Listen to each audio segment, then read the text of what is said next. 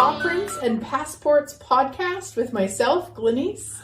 And me, Rodney, hubby, as I'm well known as. So this show is all about what we've learned over the last year of pet and house sitting full time. So, hubby, what have you learned? Well, I don't know where to start. I've learned so much.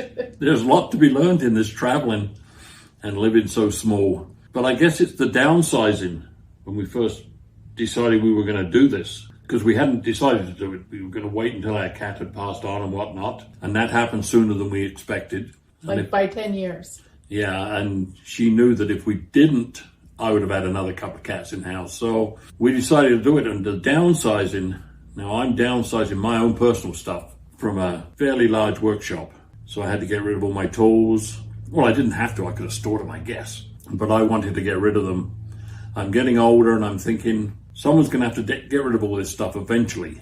And I don't know if I need all of it. So if I left it for her to get rid of, the scary thing is she would have sold it for what I told her it cost. Not for what I actually paid for. The scarier thing is I wouldn't have done any of that. And it all probably just would have been donated. So what I did was I just went on Facebook Marketplace. And I would do a few things at a time. And I would bundle things together like... I had a rock tumbler and a bucket full of petrified wood and some other stuff. I put that all together and just sold it for $50. And everything went fast because I was selling it at a really good price. I wasn't trying to make a fortune on them. I just wanted to get a few dollars back. So if I did decide to stop this lifestyle, which I don't think I'm going to now, but I'd have some stuff to go back to. I could buy tools and whatnot. So the downsizing was the big thing, and boy, do I feel better now that I've got rid of all that stuff. I don't have things cluttering up my life anymore. That's it. It's just all in a car and away we go, and a 10 by 10 locker. And it's one of the questions that we get asked probably more than any other question is how could you get rid of all your stuff? And it's not something I struggle with. I know it's something you struggled with. Yeah. But we got rid of our stuff, but we didn't get rid of the personal things, the little things that you want to keep, the memories and that. But I remember talking to you years ago when we first started traveling for my business and saying to you, wouldn't it be nice not to have a house to worry about like when you're traveling? Because we always had to find house sitters, and of course at the time we had pet sitters, and it was a lot of mental load traveling. And I remember saying to you once, like, wouldn't it be nice not to have any of this? Not that we would have ever got rid of our pets, but travel this way. And you were adamant, absolutely no way you needed your stuff. Now I'm talking 10, 12 years ago. And so what would you say that you shifted or changed to be able to get to where you were happy to get rid of stuff and now be with probably, 95% less stuff?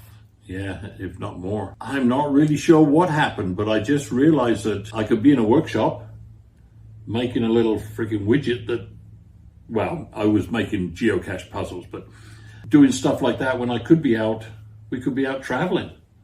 We just spent time in Texas, which we'd have never done. Nope.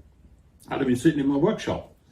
So, yeah, it kind of just dawned on me that maybe I'm not wasting my time, but just there's more out there than just going on a couple of weeks here and a couple of weeks there. Yeah. I think our priorities and our values, change as we change too, right? As you get older, you start to recognize there is an end in sight. And so then I know it's shocking, but we start then looking at what would we like? If we've only have whatever, 5 years, 10 years, 20 years left, what would we like in that time frame? And for us, travel has always been something we've been interested in, and we've done a lot over the years, but it's been very different travel than this sort of travel, I would say. Yeah, because you just fly into somewhere. It's like being on holiday. You fly into a town or a city, you tour around, and then you leave, or on a cruise. You don't get to go to the pub every 2 or 3 nights and meet a few of the locals and stuff, which I'm really looking forward to doing later on in the year at one of our sits. In the Isle of Man. Yeah, the Isle of Man. November. It might be a little bit crazy to be there in November. We'll find out. But that's when we'll be there. And it's something that we talk a lot about is what do we want to experience? because that's really how we've been choosing a lot of our sits, or the locations for our sits, is in terms of what we would like to experience. And even before we said yes to the Isle of Man sit, there were some sits available in Australia at the same time, which wouldn't usually be a big yes for me. But when we were talking about it and looking at what we wanted to experience, it sounds funny, but we've experienced living in Australia because we went, I think it was in 2015, we went for 3 months. Yeah. And so we truly lived there. We were in the same place for 3 months, the same house. And then we've been there various times since. So I feel like in terms of experiences, I've got that one. But well, that little piece of Australia, it is a big country. That is true. That is true.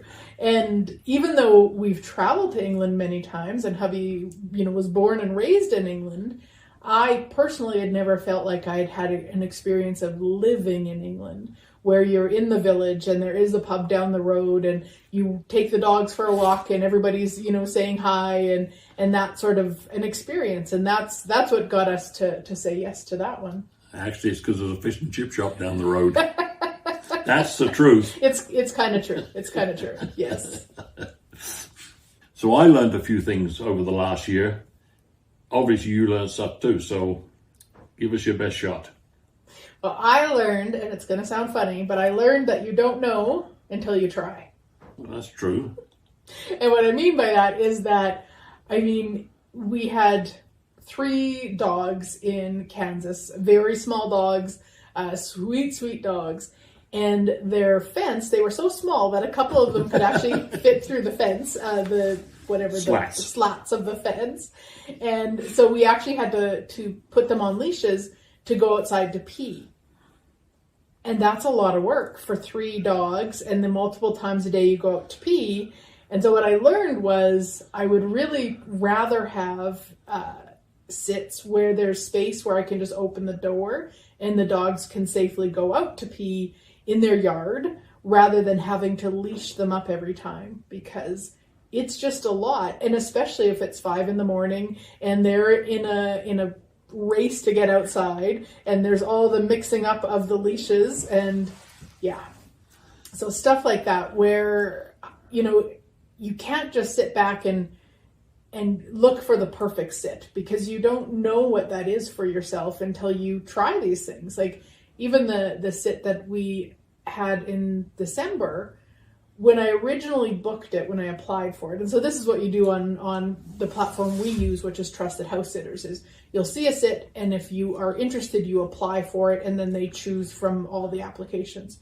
So when I originally applied for that one, it was because I thought you were going to be on your own. I had some family stuff going on, so I kind of thought I was going to be with my family, and hubby would be needing to be on his own at the sit. So I was looking for 1 cat, maybe even 2 cats, but a very simple sit, which I found in Edmonton, 1 simple. cat and just a small apartment. And what ended up happening is that I didn't need to be away. So hubby and I were both at this sit, and it was very small. The living room, kitchen, storage was all in the one area. There wasn't even a table like to eat at, to do my computer work at, nothing. And so there was a Safeway across the road. So sometimes I would go over and sit in their Starbucks and work at their table. So it really reminded me that when we apply for sits, that we get ones that have space, because I like a lot of space. Hubby likes a lot of space. And especially when I'm working, I need space. I need a door where I can close to keep the animals out. Oh, yeah, right. It's because I'm noisy. That's the truth. It's true. Yeah. Yep. So we didn't know that until we knew that. Even I would say, like, this might be funny for some people, but beds for you and I to sleep together in anything less than a king bed, we don't have good sleeps. We love king beds. We're happily sleep together in a king bed, but anything less than a king bed, we actually need 2 separate beds. I still only get that much. Anyway, so we've got very clear on that. So now when I write our applications, there's some things at the bottom when I say, You know, if you think we might be a fit, here's what we need, such as either 2 smaller beds or a king bed, a space where I can do my work and close the door. Like we've gotten pretty clear now based on what we've chose over the past year. Mm-hmm. And we also know that it's not a black and white. It's not for sure, because we've got a sit coming up in Edmonton that I don't actually have a workspace. And I know a couple things. One, Edmonton is, you know, Rodney has family there, and he can go when I've got work to do. Like it's a different sort of a situation than if we're in a city where you know nobody and, you know, we're going to be together all the time. So we learn these things, but it doesn't mean we'll never do them. And if we know it's a short sit and it's going to fill a couple days onto our next location, then we're probably more apt to say yes. So that's the other thing, is I guess the flexibility with that. And I think not getting scared of the animals. You know, like you look at it and it's a dog, 4 cats. Well, our first sit, we took a sit in Wales, the very, very first sit we ever took. And we had walking geese, chickens, and a dog. And a cat. And a cat. Yeah. Which never moved off the radiator because it was so cold. But, you know, I think I would have said, oh, no, let's just do a dog or a cat. Let's not bother with the chickens and the ducks. It ended up being probably one of my top ones. Yeah. Because they were on an acreage, so the dog would run. It was put the chickens in of a night time, make sure the fence was up. And it was a lot easier than I thought. Now we've done sits with sheep and chickens and goats, donkey, and a donkey, a couple of horses in Montana last week. Yeah. I think if I'd kept my narrow view of just cats or dogs, we would have missed a lot of fun things, because they were good. Yes, yeah. And I would say the only thing that I'm not willing to change just yet would be reptiles. Yeah, I'm on there. Don't worry. And actually I was just talking to, I guess my dad asked me the other day, and I said, people who have reptiles often, of course, love them as we do our cats or our dogs. And so there's a lot of interaction and holding and sometimes petting. And, you know, I know that if I went into a sit, I wouldn't actually do that. No. And to me, that's not fair then to that animal. So it's not that I think people shouldn't have them. Hey, you do you. I just know we're not going to do that just yet. Who knows? I mean, I can't see it, but, you know, let's not say no. That 2 month sit in Hawaii. Okay. So for any of you who are interested in this, we use the platform called Trusted House Sitters.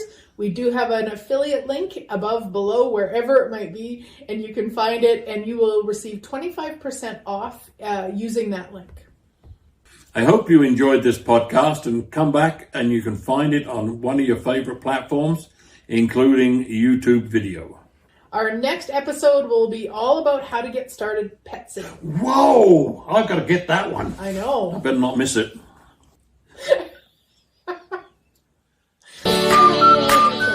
Thanks for being here, everybody. Bye-bye.